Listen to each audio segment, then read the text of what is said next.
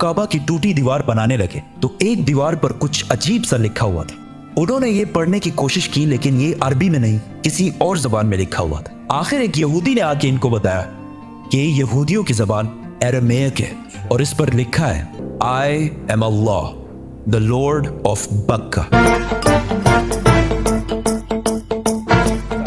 नमस्ते दोस्तों, आप सभी का स्वागत हमारे YouTube चैनल पंडित ब्रोज में। जैसा कि दोस्तों आपको पता, जो हमारी जो वीडियो होती है काफ़ी लोकप्रिय होती है और दोस्तों हमारी वीडियो है वो उस पर जो काफ़ी अच्छा रिस्पॉन्स आ रहा है दोस्तों। जो हमारे सब्सक्राइबर फाइन्स है उनको ये जो वीडियो है बहुत अच्छी लग रही है दोस्तों, और वो हमको कमेंट कर दोस्तों सजेशन भी देते हैं कि आप इस वीडियो पर रिएक्ट करें दोस्तों। और दोस्तों ऐसे हमारे एक सब्सक्राइबर फैन ने हमें एक वीडियो सजेस्ट करी है और दोस्तों उस वीडियो का टाइटल है मक्का इन तोरहा। जैसा कि दोस्तों हमें तो इसका मतलब पता नहीं कि मक्के में तोरान का मतलब क्या होता है, मगर इसलिए हमने दोस्तों इसमें से समझने के लिए कि इस वीडियो में इसका मतलब क्या है, इस मीनिंग क्या है, इस वीडियो में ऐसा क्या होने वाला है, इसलिए इस वीडियो को हम आज रिएक्शन करेंगे। और दोस्तों आप हमारे यूट्यूब चैनल पर नहीं है तो प्लीज सब्सक्राइब करें। चलो दोस्तों वीडियो शुरू करते हैं। Let's start. सबसे पहले काबा को मक्का में इब्राहिम अलैहिस्सलाम ने बनाया था। We all know that. लेकिन यहूदी और ईसाई जो इब्राहिम अलैहिस्सलाम को एक सच्चा पैगंबर मानते हैं वो सारी इंपॉर्टेंस जेरूसलम को देते हैं और मक्का को बस एक आम सी सिटी कहते हैं और कहते हैं कि मक्का का इब्राहिम अलैहिस्सलाम और उनके खुदा से कोई ताल्लुक नहीं है। लेकिन इन्हीं की किताब तौरात में क्लियरली लिखा हुआ है कि मक्का में ही खुदा का घर है। आज से 80 साल पहले वर्ल्ड वॉर 2 में हिटलर ने जब नेदरलैंड्स को फतह किया तो वहां जितने भी यहूदी थे उन सारों को एक लाइन में खड़ा किया और आहिस्ता आहिस्ता इन सारों को एक कमरे में ले जाया गया जिधर गैस से इन सारों को आसानी से कत्ल कर दिया जाता। उधर खड़े सारे यहूदी अपनी मौत का इंतजार कर रहे थे और इन सब की जबान पर तौरात का एक ही कलमा था, साम 84। ये साम 84 यहूदियों की मेन किताब तनाख और हिब्रू बाइबल के बुक ऑफ साम्स में लिखी हुई है। तनाख यहूदियों के लिए सबसे इंपॉर्टेंट किताब है और इस तनाख के 3 मेन हिस्से हैं। तौराह जो मूसा अलैहिस्सलाम पर नाजिल हुई, नवियाना जो यहूदियों की बाकी पैगंबरों पर नाजिल हुई, और कैटुएम जिसका एक हिस्सा द बुक ऑफ साम्स है जो दाऊद अलैहिस्सलाम पर नाजिल हुई थी, जिसे मुसलमान ज़बूर के नाम से जानते हैं। साम 84 में लिखा है, कितनी खूबसूरत है आपके रहने की जगह ए अजीम रब। ब्लेस्ड आर द पीपल जो आपके घर में रहते हैं और हर वक्त आपकी इबादत करते हैं और उनका दिल सिर्फ पिलग्रिमेज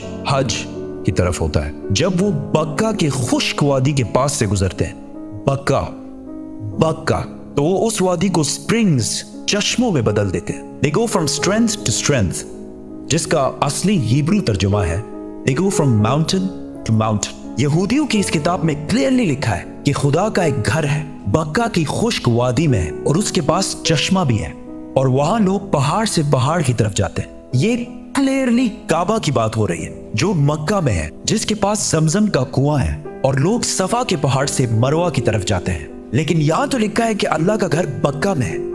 इसका मक्का से क्या ताल्लुक है? ताल्लुक है कुरान के सूरे आले इमरान में अल्लाह फरमाते हैं कि कह दीजिए कि अल्लाह ने जो कहा है सच कहा है और पैरवी करो इब्राहिम की जो बिल्कुल अपराइट थे और मुशरिक नहीं थे।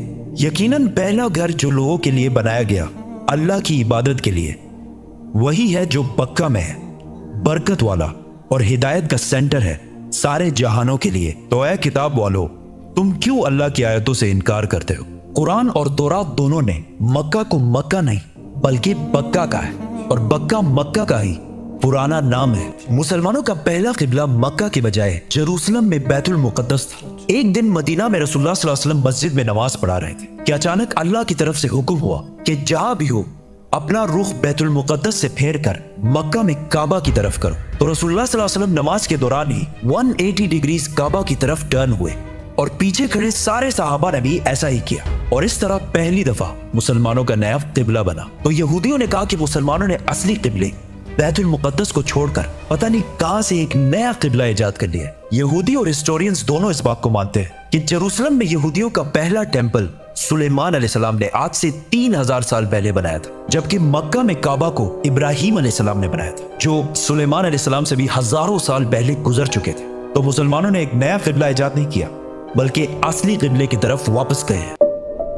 यहूदी मजहब में इब्राहिम अलैहिस्सलाम ने इस्माइल अलैहिस्सलाम और उनकी मां हाजर को पारान के डेजर्ट में छोड़ा था, जिसको आज बहुत सारे हिस्टोरियंस हिजाज का इलाका समझते हैं।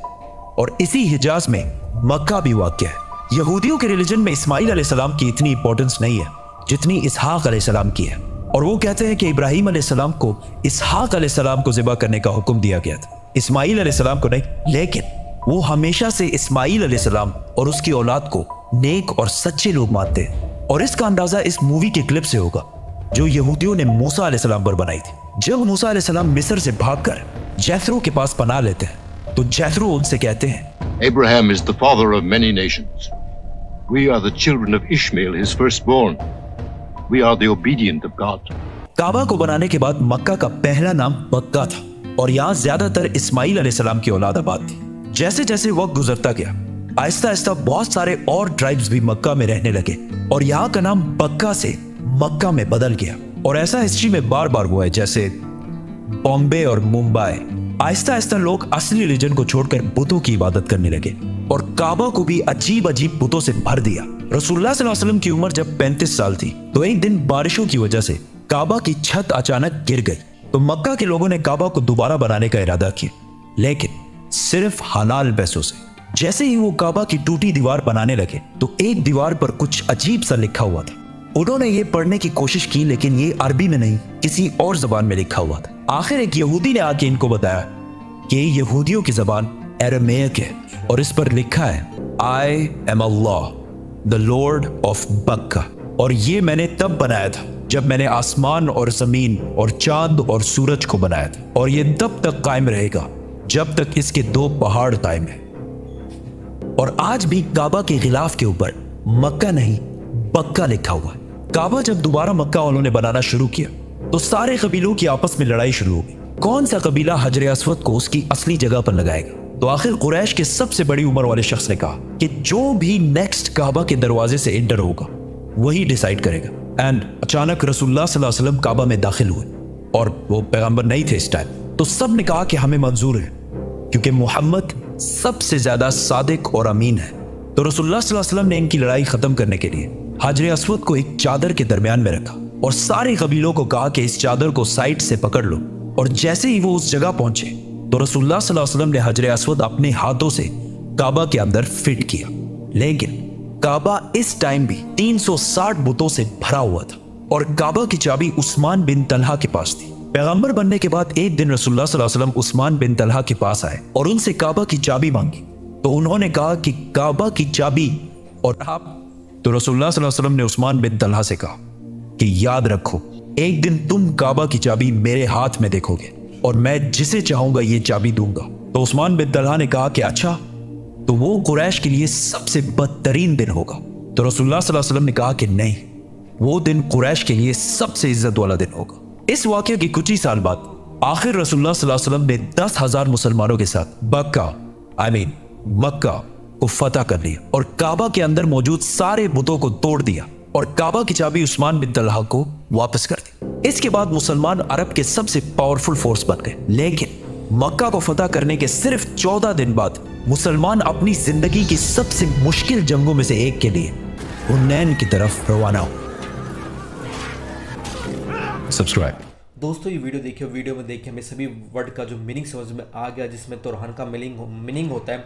ये जो यहूदियों की किताब, जो पवित्र किताब है, उसको तोरहान बोलते हैं। हाँ, और दोस्तों ये जो ये टाइटल था कि मक्का इन तोरा, क्योंकि दोस्तों जो तोरा है वो यहूदी की जो एक होली बुक है और जो मक्का है मतलब वो जो मुसलमानों है उनकी एक पवित्र जगह है। तो दोस्तों ये क्यों इस टाइटल को ऐसा बोला गया है इस वीडियो में आसानी से बताया गया है, क्योंकि दोस्तों जो पहले जो मुसलमान इबादत करते थे वो मतलब कि जो यरूशलेम में जो उनका पवित्र मंदिर है वो उसकी साइड फेस करके करा करते, मगर फिर एक तो अल्लाह की जो उनके भगवानों की वहाँ से एक भविष्यवाणी होती है, फिर उससे अपना रूट फेस डाइवर्ट करके 180 डिग्री, और वो उन्होंने फिर काबा की जो मक्का के पास जाके अपनी इबादत, अपना फेस उनकी साइड करके इबादत देने लग गए। हाँ, और इस वीडियो में ये भी बताया कि जो ये मक्का है वो यहूदियों का भी है, क्योंकि दोस्तों जो इन पे जो एक जब ये जो काबा था उसको जब इसको रिन्यू कर रहे थे तो उस पर कुछ लिखा हुआ था कि जो दोस्तों जो उसका नाम था बक्का, वो एक मक्का जो अब से रिसेंटली जो अभी नाम है मक्का, उससे पहले पहले जो इसका नाम था बक्का वो क्यों रखा गया और क्यों है वो भी इस जो वीडियो में पूरी डिटेल बताया गया दोस्तों। हाँ, क्योंकि दोस्तों इसमें बताया गया है कि जब